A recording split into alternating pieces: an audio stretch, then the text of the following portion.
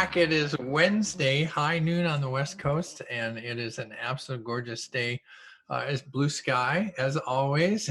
In the fly high land of living, it is always a beautiful, beautiful day. And I welcome all of you that are out there in listener land. We, as always, have some really incredible stuff going on. Today's show I think it's titled "Addicted to Flying," and we called it that because I have a good friend, Susan Lake, who is here with us, and she is a counselor. She is an expert in meditation and mindfulness, and she was recently on a panel discussion, and I had the pleasure of being there for that panel discussion. And it was very, very interesting to me, and in that some of Susan's work is in the field of addiction recovery. Now, obviously, not everybody that's in the audience is involved in the addiction world or the recovery from addiction.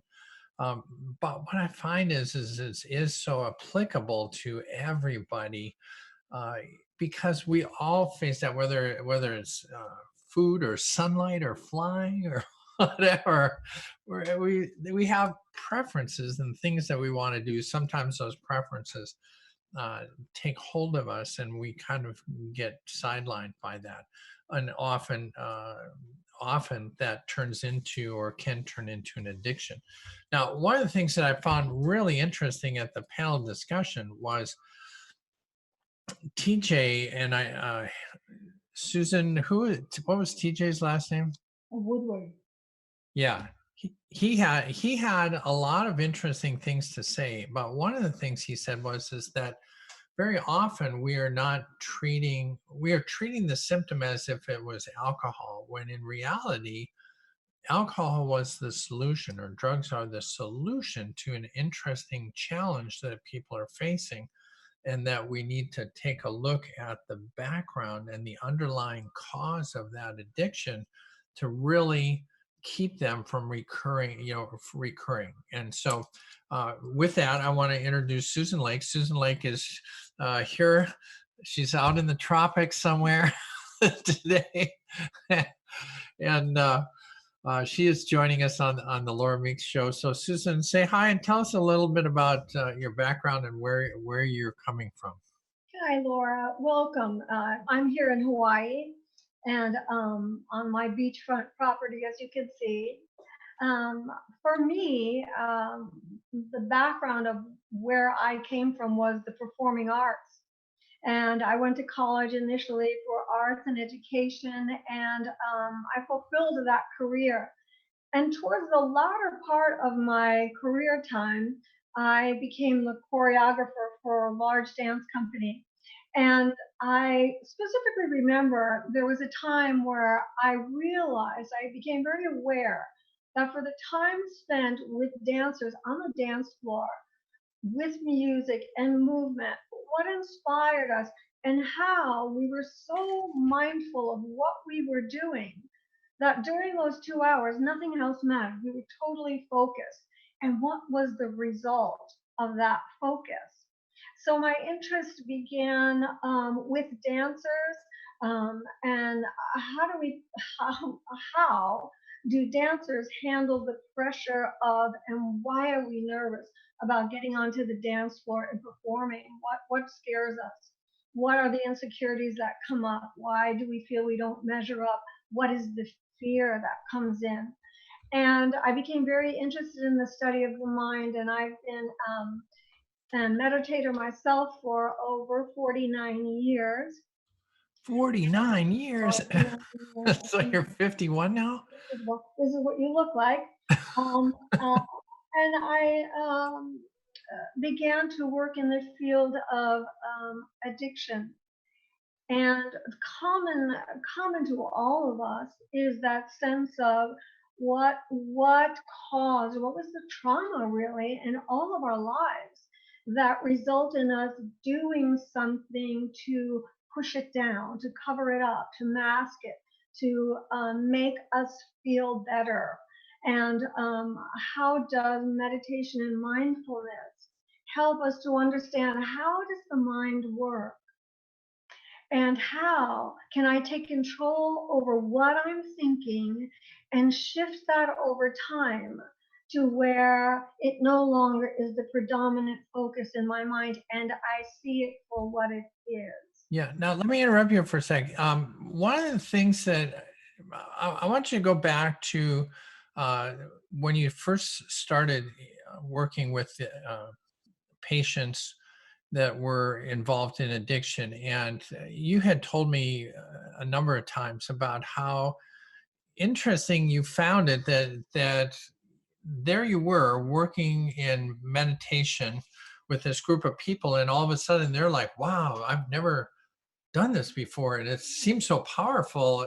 And all of a sudden this realization that maybe we should do more of this. That's a great question because if we all took the time to stop and think about, we spend most 80% of our life, maybe even slightly higher, being curious about everyone else. What is everybody else thinking? But we hardly spend any time figuring out, what about me? What do I know about me? How do I take care of me? What do I really like?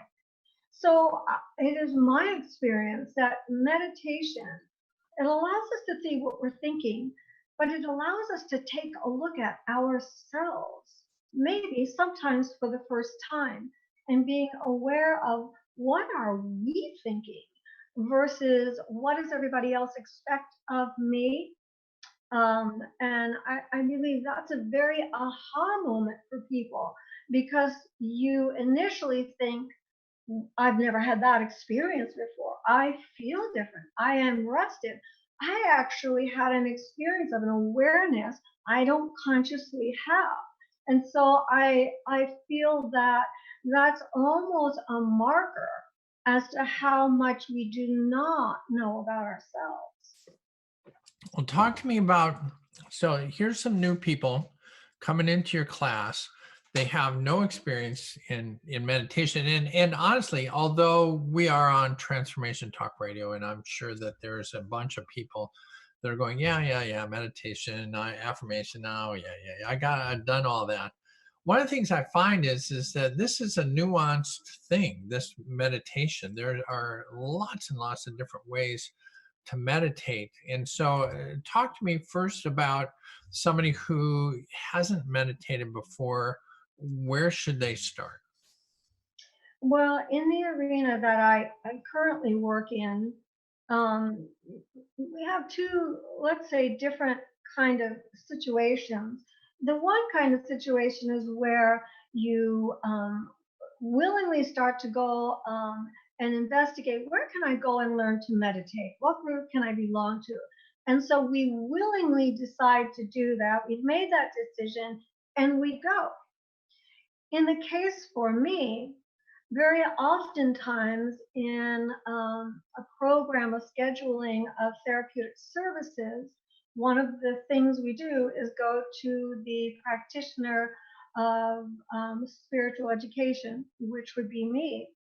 And so as you're sitting there with people in the class with you, there are those that have no idea why they have to be here. Um, they have preconceived ideas about, gee, I hope we're not going to start to talk about this. And meditation can be almost unnerving, a little bit frightful to people who are going through certain physical detoxing or challenges. And now they feel like, I'm going to be asked to do this thing. What if I can't? Or what if I don't want to? So initially, in a class for meditation in that arena, um, we are not being forced to do anything. We're going to participate on this very simple level of which you can or cannot participate in.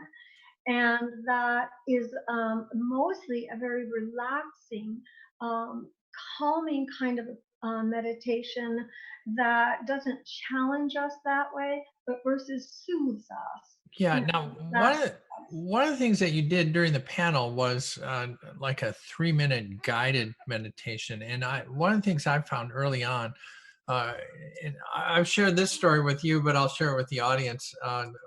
One of the things that I thought was kind of funny in my life in meditation was is that I got to a spot where I felt like I really needed to learn how to meditate.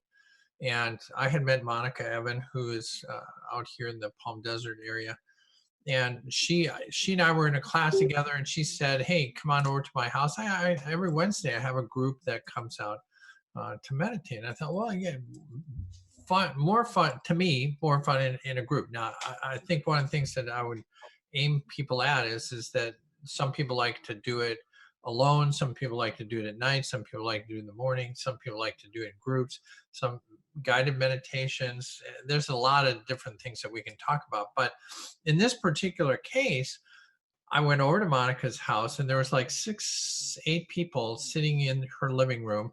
Got like 3 or 4 on the couch and a couple extra chairs. We're all in a nice little circle. And she turns on a CD and says, okay. And she did like a prayer to get into it. And then, okay, let's go. And I really had no idea whether this was like a 5-minute or a 5-hour thing. And so everybody just closes their eyes. And so I close my eyes and I'm listening to the CD, and I can tell, well, there's the first song and that's like 3 minutes. And so here's the second song, there's 3 minutes. And then I'm on the third song, and then I kind of like open one eye, is like, hey, is anybody out there? Is like, are you guys still doing this? And my first ever meditation, 1 hour of just basic silence. Now, I'm not recommending that that's a great way to get into meditation. It it worked okay for me, and I have since tried and work on a lot of different things. Um, but I'm guessing 10 or 15 minutes. I mean, kind of the essence, and I'll let you reflect on this. Kind of the essence of a lot of your work, especially in the addiction world, is you're taking people that are going through trauma, and usually I think people get to meditation when we've tried we've tried all these other solutions, like, okay, well, I'll try meditation. Well, we probably should have tried this first. But I like to think of it as calm, as a kind of calming the monkey mind, in order to get in touch with who you are. And so it seems to me that a lot of the good results that you've had within the recovery programs is you're taking people who are going to therapy and they're doing this, that, and the other thing, and they're in sober living, and now they're in your class, and it's kind of like, hey, amongst all the other things you do this week, hey, here's calmness. So maybe you talk to me about what meditation is for you, and how that ties into mindfulness. Is one But, part of the other? uh, uh, in the how I use meditation in the work that I do is to in the mindfulness practice is to experience what is the mind doing all the time, and it is always doing something. It is focusing on the past or the present, and it grasps onto an idea or something comes in the mind, and then we start to develop that thought and have feelings and emotions around it.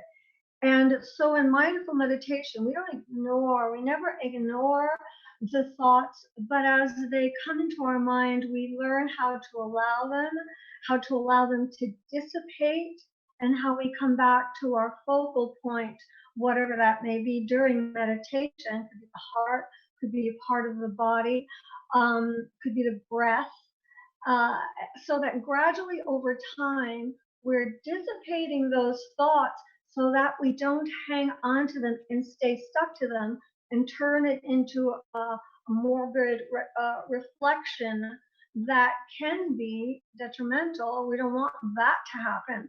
And once we can see how we are thinking, how we can dissipate the thoughts, not stay there, allow them to pass, that's when the real clearing and awareness happens of who and what we might be, beyond just that continual story that goes on in our mind about what happened and what's going to happen. Okay, well, and so within the recovery, one of the things that we've seen is that when you're involved in the recovery process, it seems like kind of the initial 30 days you're going to detox from whatever drug or alcohol you're on, and then you're going to go into some sort of program to recover from that so that you can get back out in the world. And I know from your experience that some of the things that have happened as you've gotten involved in this is you realize that there needs to be a broader scope.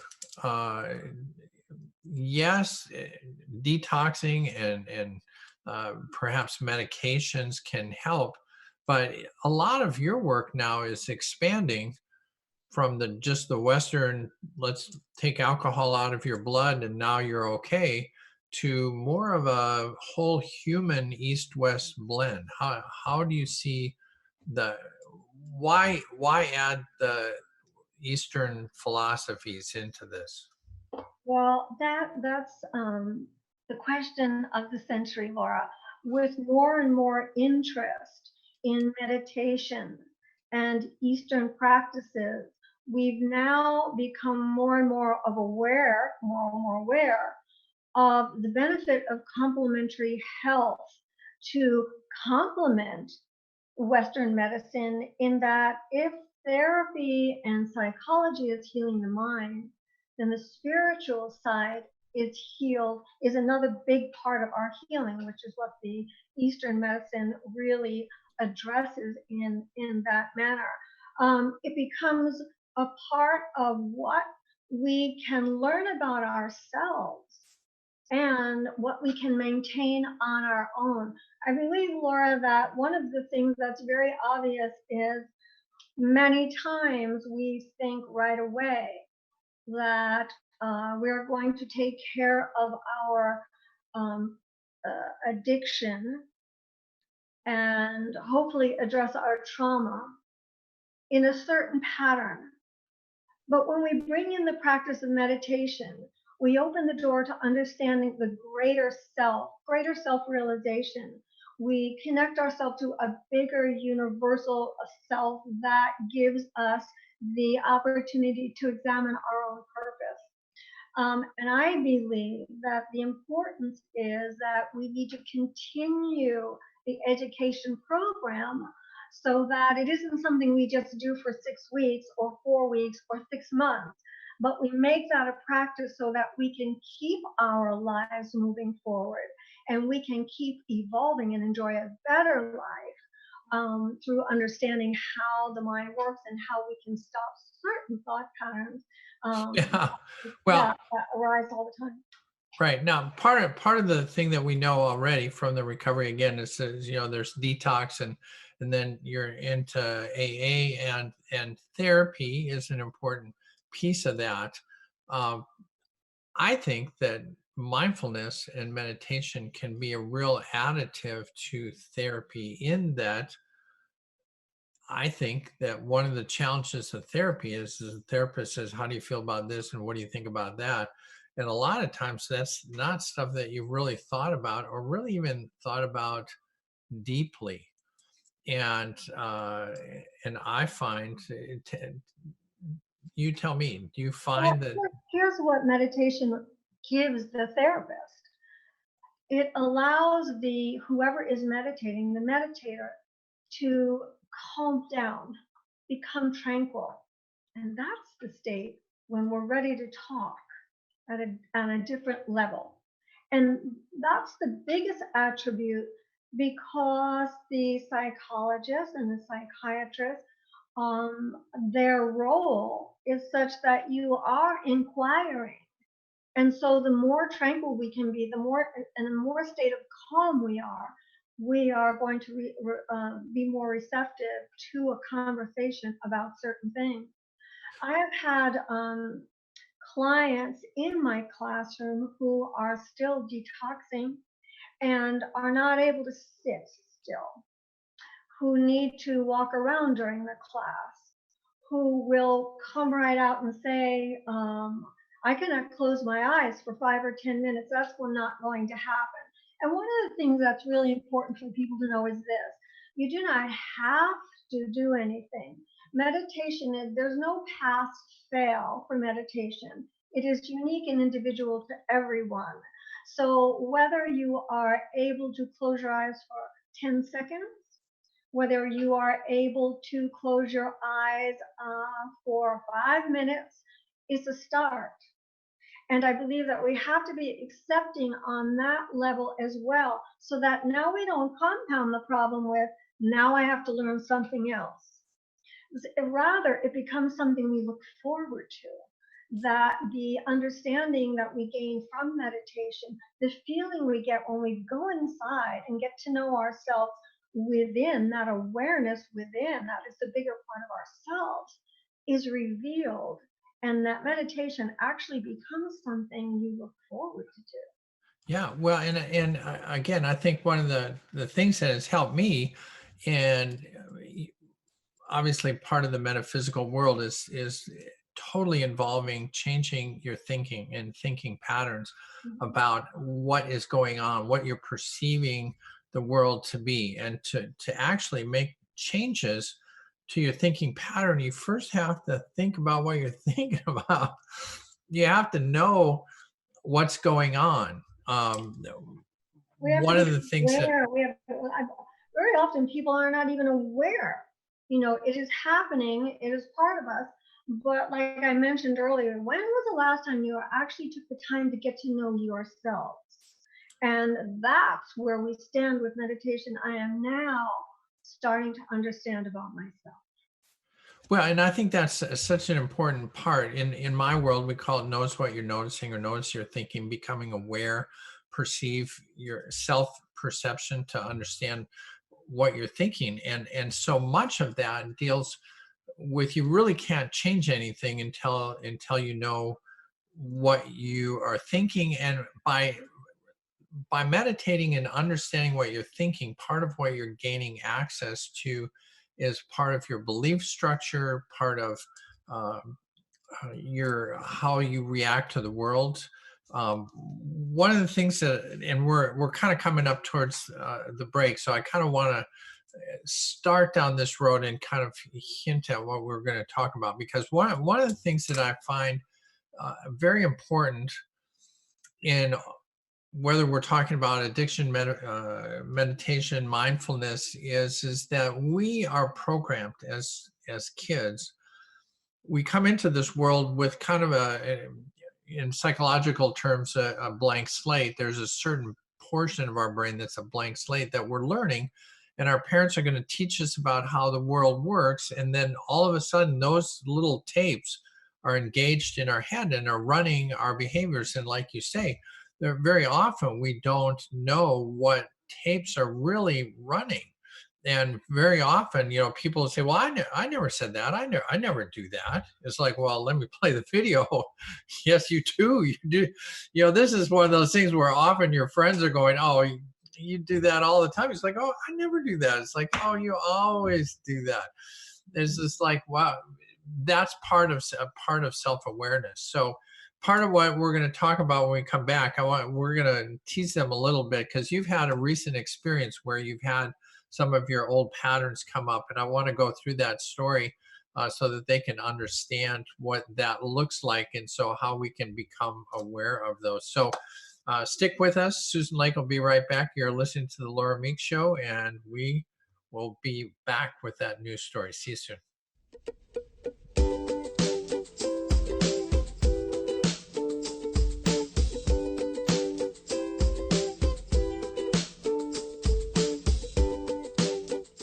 Hey, welcome back. Welcome back. This is Laura Meeks. We're on the Laura Meeks Show. And if you're just tuning in at the half, we have Susan Lake, who is masterful at meditation and mindfulness. And we're talking, her background came from, which I always love, the part of the human experience. So you're bringing in this whole art world that you started out in the field of dance and art, and you're bringing all that creativity into a land now where you're captivating the 40 plus years you've been meditating and pulling that all together. To me, that's kind of the fun part about this latest section of my growth is that I have a lot of tools that I've gathered over the years as I've gone on my journey that we can play in. Um, Real quick, Susan Lake, uh, there is a way to get a hold of you. See if I get this right. You're on Facebook Mhm. at SL, which is that's short for Susan Lake, and then Evergreen. So there is an Evergreen project. So if you want to connect on Facebook at SL Evergreen, then you can connect with Susan Lake. If there's stuff that you would just want to ask her that she doesn't cover today, because we only get her for an hour. Um, Before we went on the break, Susan, we were talking about the power of mindfulness and meditation is, to me, meditation is a tool or a technique, and there are hundreds of different techniques um, to get into a space where you can connect to yourself and, to me, to a greater source energy, so you can kind of connect to some bigger answers.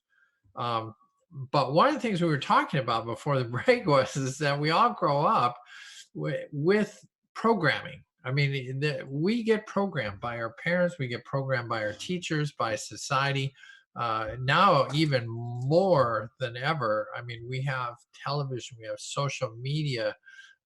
It's almost an incessant barrage of information coming in, and part of the challenge of being in this earth suit with this brain that's up here is that somehow we have to take ourself out of the picture long enough so that we know who this self is, so that we can then interact with the world in a way that we want to. Now, one of the challenges, I think, as you mature, is that sometimes these tapes that are running in your head are not doing the job that you really want to have done anymore. In other words, what worked when you were 15 might not be a great way to react now. And you had a recent experience that I want you to share, where you felt clearly felt the old tape starting to run, and you chose a different direction. Tell us about that. Well, you're right. One of the things that happens from birth is our parents, our teachers, those around us who nurture us and help us to grow, are continually instilling in us what we should do and how we could live and what is expected of us and what is the consequence of our actions. So most of us grow up trying to achieve what someone else has told us we need to be and we need to look like and we need to do and we need to accomplish and to be valued. And what happens very often is that is exactly what causes us to not be able to respond the way we'd like to because we don't know anything about ourselves. The society becomes an exhausted society because we're all trying to be something we're not and measure up to a standard we didn't design for ourselves originally anyway. And So true. so our whole lives we are managing ourselves. It's a very delicate balance, and those of us who cannot, often the solution for a big trauma can be an addiction of some sort. Now, when we decide to take care of ourselves, to learn about ourselves, one of the wonderful things about meditation, mindfulness, is this: if I do it consistently, regularly, over a period of time, I am able to make a shift that allows me no longer to react, but to respond to situations differently and to understand when we feel a button being pushed, what is that? And in this way, we change.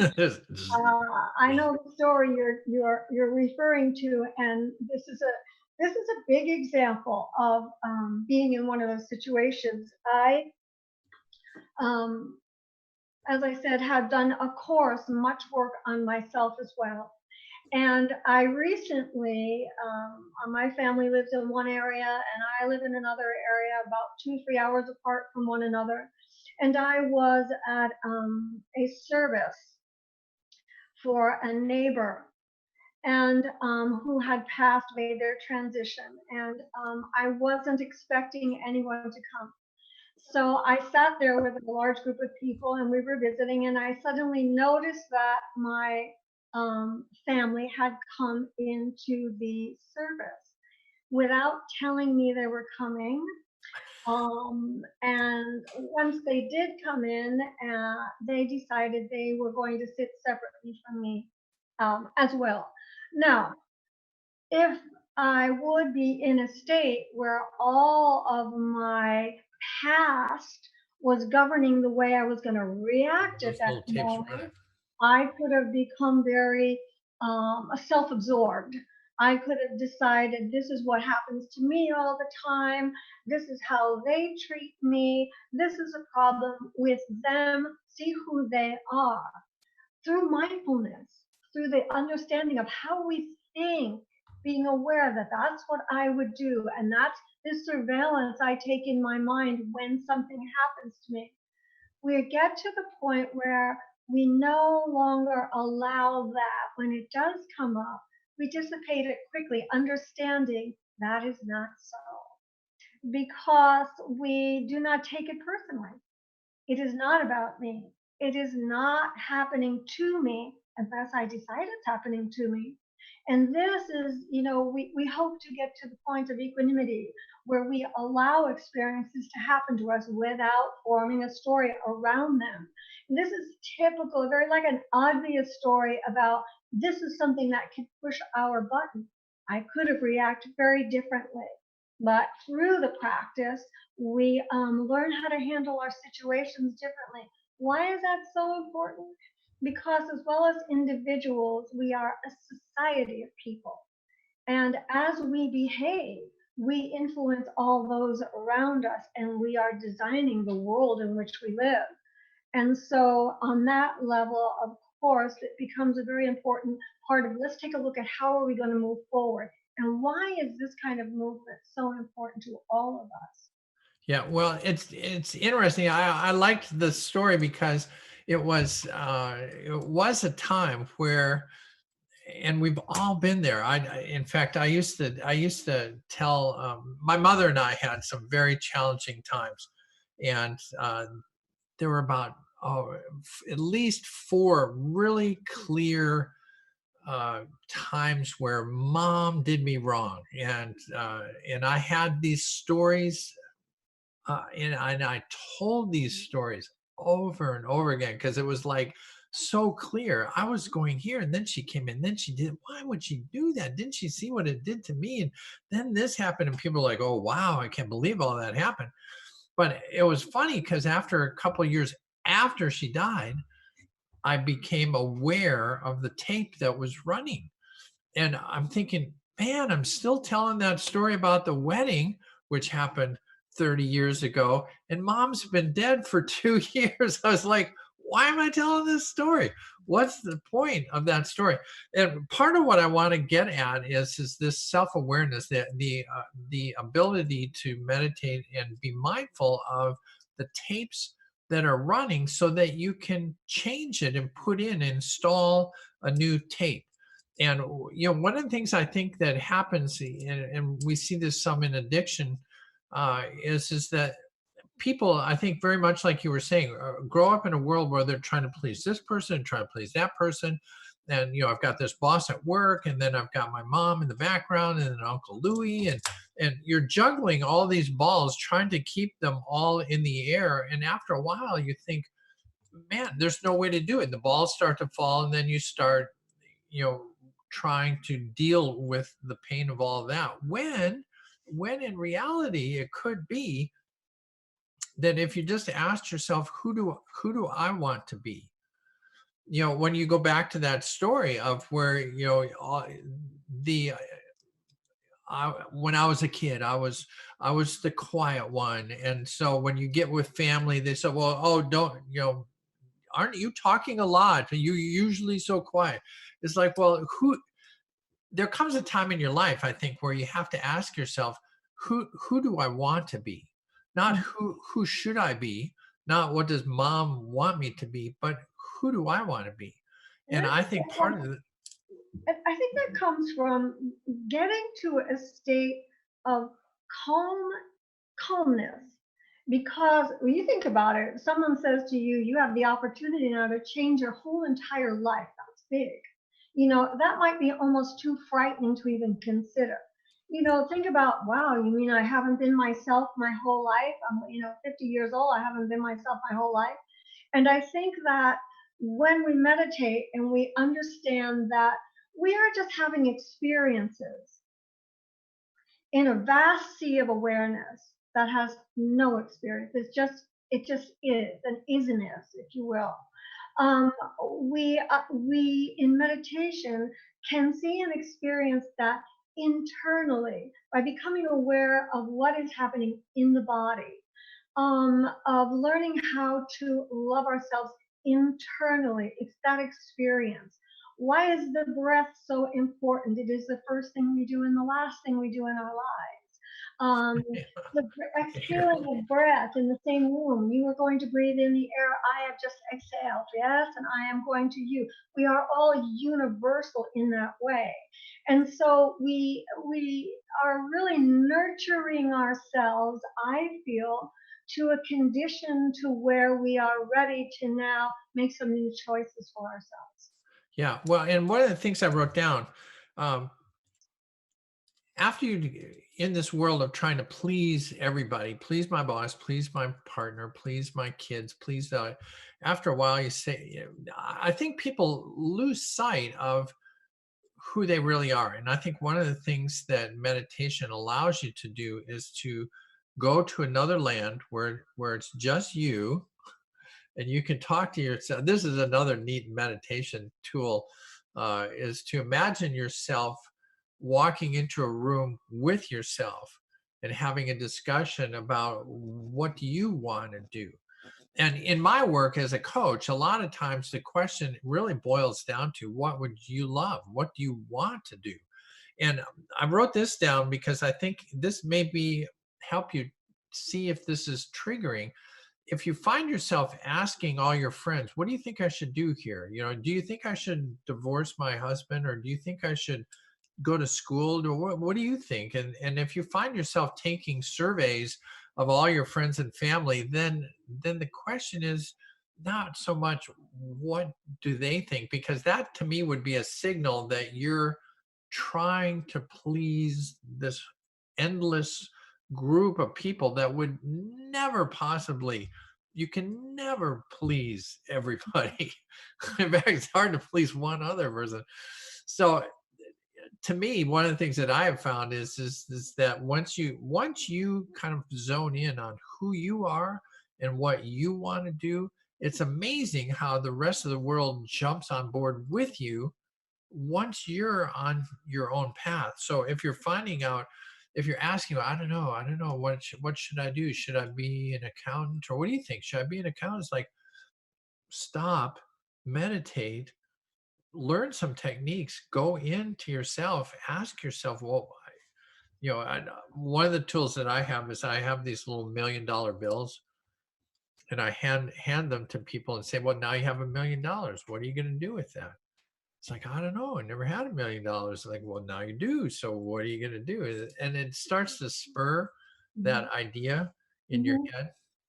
It's uh, we very seldom say to ourselves, what is it that I love to do and have an abounding energy to do? If I could do that, boy, would I be excited about that. That's where it starts. Understanding how we are going to come about saying that, in what kind of an arena we're going to allow ourselves to go there, is part of the journey. And when we are able to say this, when I always like to use the word faith, because having faith to me means that there's a vibrant energy around a knowing that something is so. Sometimes it's unspoken, you almost can't speak it, but there's a vibrant energy that allows you to know some level you're right.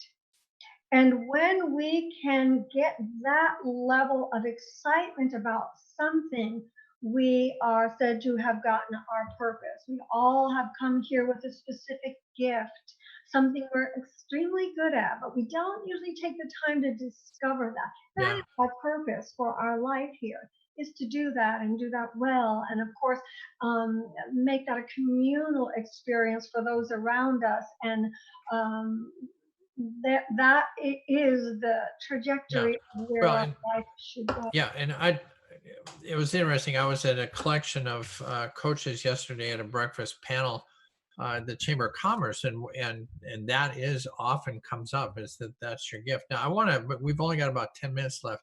One of the things I do want to talk about. So in this land of addiction, and we're dealing with recovery and trying to get down to the root cause. In my eye, part of the challenge of that is to try to figure out why we were using drugs and alcohol to solve our problem. So what was the problem that we were trying to cover with this, and using I think one of the tools that you are bringing to the table is this challenge, or this chance to use mindfulness and the tool of meditation to get to that. Now, one of the things, one of the projects that I know that you're working on, and why, if they want to get a hold of you, you have to go to SL Evergreen, is because you're working on the Evergreen project, which involves what I think you've called the School of Recovery. Tell me about what you're trying to do with that. Well, for me, working in the field, it became very obvious to me that there needs to be a continuation of the recovery experience. And so I have begun to put into place a school of recovery, if you will, that carries on from where traditional therapy might end. An environment to where we continue to understand the meditative process, how we think, how we use it in our daily life, and to look deep within ourselves to experience, what does spirituality mean to me? How am I demonstrating that in my everyday life that allows me to experience the power of faith in myself because of who I am as the greater self? And again, Laura, bringing it back to the fact that it is not only about us. We are affected, our feelings, our ideas, or who we are as people is affected by the communities in which we live. So there's a great impact recovery has on, of course, those in addiction, but all of us are in a type of recovery in our life from whatever went before. Once we come to that aha moment of, I would love to know more about me. What about me? What do I love? Who am I here? And how do I fit into the greater picture of my life? Yeah, well, and in so many ways, and kind of what we're talking about in general is we are constantly growing. In my world, you're either growing to a higher level or you're falling to some lower level. It's very rare. I mean, somehow, some way, we think that if you get to high school, then you can just coast for 70 years, and then and truly my experience is now you really can't do that. And so whether it's recovery from addictions of any sort, or just you're just trying to live your life to the highest level. In my world, I talk about dream on, to figure out what is that thing that you love, and then to fly high, do it as best you can, and then live adventurously. Try a bunch of different things while you're here on this planet. And so part of that is figuring out what is my gift. And I don't think that there is any particular easy way within our culture or within our society where we even really talk about that. So I think the idea of having a school now potentially aimed at the addiction world, but I think it obviously is a bigger to do for anybody. And I Now, tell me, in the land of my experience, you detox somebody and then they go to sober living, and then I think the follow-on plan is kind of Alcoholics Anonymous or Narc Anonymous or whatever the program is after that. Which, talk to me about that. There are some continuing programs like Alcoholics Anonymous, but I think you're aiming at a different spot. Yeah, I think I sense a need for a new wave, if you will, or a new approach to an elevated new kind of look at an old tradition of meditation, mindfulness, spiritual understanding to allow us now to move into the next generation of what is recovery. What can recovery become? It can become our lifelong process, and that there is an institution of thought and ideas that will allow us to continually move in that direction. One of the things I think we all get hung up about is there. We're taught that we grow up, we're going to go to school, we're going to get a job. That's what we do, and so many of us feel challenged at the thought of, you mean I'm going to change in midstream? I can do something else that I what I was as a carpenter. I don't have to be a carpenter for the rest of my life. I think that we open the door to understanding change is good. And that is part of the evolution that we go through as human beings, which is not what a lot of us have been brought up to believe is the idea of the perfect life or the best life we can have. We get stuck. And so this type of school of recovery is about recovery from all of that and how we change it for the better of how are we going to go forward and affect those around us. Yeah, well, and we in the first segment we were talking about the tapes that we learn, and we really do have this culture of you're gonna uh, you know in my newly expanded fly high world, I realize that there's just a billion things that you can do in life yet. And think back to when you're a kid. God bless kids. I love being around kids because they're just like, I'm going to be an astronaut today and a ballerina tomorrow. It's like, well, wait a second, you're a boy. You can't be a ballerina. I can be a ballerina. I can do it. I mean, kids don't care. They just want to do stuff, and they don't have all these little restrictions about what you can. And sadly, what happens is as you get older and older, the box gets smaller and smaller and smaller, and then pretty soon you're stuck. And interesting, generationally, in centuries ago, if you were a carpenter, you're a carpenter, your dad's a carpenter, your grandpa's a carpenter, everybody's a carpenter. That's who you were born into. That's what you're going to be. Right. We've progressed some, but even in our generation, in the 60s, 70s, 80s, there was kind of the thinking that when you ask a kid, what are you going to be when you grow up, was kind of hinged around the idea that there's one thing you're going to be. Mm-hmm. And one of the things that I know, you came from an incredible world of dance, and then you went into a spiritual and counseling area. I came from a flying world. That's why we have fly high living, because I have this whole experience of being in the air, looking down at the world from a much different perspective. And I'm taking what I did in one phase. So think about this. That was my first career. Annie and I had a consulting business for 16, 18 years. That was a second career. Now I'm on a third career. And I think that one of the things that we're learning from all of this is that when you follow your intuition, when you follow your sometimes people call it the gut feeling of what you want to do, then you're willing to do all the things that it takes, uh, and it becomes successful. So often people say, well, you can't make it any money in rock and roll. Well, that's not necessarily true. I know a lot of people have made a lot of money in rock and roll. They say, well, yeah, there's a small percentage. Well, truthfully, this is true for every profession, even flying.